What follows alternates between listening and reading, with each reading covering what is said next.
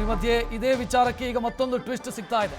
ರವಿಕುಮಾರ್ ಭಾಷಣ ಮಾಡ್ತಾ ಇದ್ರೆ ಡಿಸಿಪಿ ಒಬ್ಬರು ನಗ್ತಾ ಇದ್ರು. ಅವರಿಗೂ ಈಗ ಸಂಕಷ್ಟ ಎದುರಾಗಿದೆ. ವಿಧಾನಸೌಧದ ಡಿಸಿಪಿ ಕರಿಬಸವೇಗೌಡ ಸ್ಪಷ್ಟನೆ ಕೇಳಿದೆ.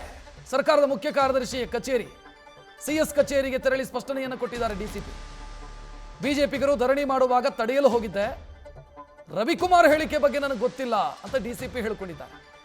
ನಾನು ಅದನ್ನು ಕೇಳಿಸ್ಕೊಂಡಿಲ್ಲ ಅಂತ ಕರಿಬಸವೇಗೌಡರ ಸ್ಪಷ್ಟನೆ ಇದು. ಭಾಷಣ ಮಾಡ್ತಾ ಇದ್ದ ಸಂದರ್ಭದಲ್ಲಿ ಅವ್ರು ನಗ್ತಾ ಇದ್ರು. ಇದಕ್ಕೆ ಸ್ಪಷ್ಟನೆ ಕೇಳಿದೆ ಸಿಎಸ್ ಆಫೀಸು.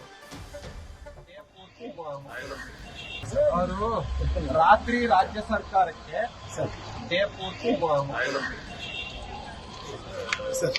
ಅವರು ರಾತ್ರಿ ರಾಜ್ಯ ಸರ್ಕಾರಕ್ಕೆ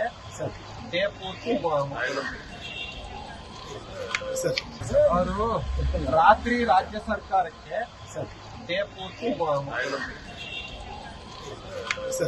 ಅವರು ರಾತ್ರಿ ರಾಜ್ಯ ಸರ್ಕಾರಕ್ಕೆ ಇದು ಡಿಸಿಪಿ ಆ ಸಂದರ್ಭದಲ್ಲಿ ನಗ್ತಾ ಇದ್ರು ಅನ್ನೋದಕ್ಕೆ ಸ್ಪಷ್ಟನೆಯನ್ನ ಕೇಳಿದ್ರು. ಡಿಸಿಪಿ ಆದ್ರೆ ಏನ್ ಮಾಡೋದಕ್ಕೆ ಸಾಧ್ಯ? ಜನಪ್ರತಿನಿಧಿಯೊಬ್ಬರು ಈ ರೀತಿ ಮಾತನಾಡಿದಾಗ, ಹಾದಿ ತಪ್ಪಿ ಮಾತನಾಡಿದಾಗ ಕಪಾಳಕ್ಕಂತೂ ಬಾರಿಸಕ್ ಆಗಲ್ಲ. ಏನ್ ಮಾಡೋದಕ್ಕೆ ಸಾಧ್ಯ ಇದೆ? ಡಿಸಿಪಿ ನಗ್ತಾ ನಿಂತಿದ್ರು. ಅದಕ್ಕೆ ಈಗ ಸ್ಪಷ್ಟನೆಯನ್ನ ಕೇಳಿದ್ದಾರೆ. ಚೀಫ್ ಸೆಕ್ರೆಟರಿ ಸ್ಪಷ್ಟನೆಯನ್ನ ಕೇಳಿದ್ದಾರೆ.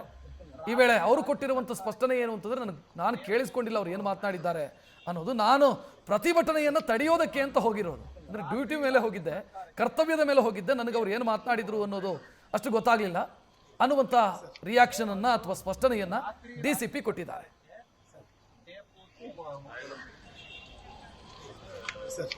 ಅವರು ರಾತ್ರಿ ರಾಜ್ಯ ಸರ್ಕಾರಕ್ಕೆ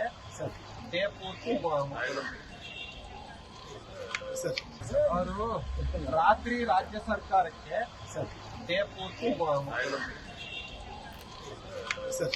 ಅವರು ರಾತ್ರಿ ರಾಜ್ಯ ಸರ್ಕಾರಕ್ಕೆ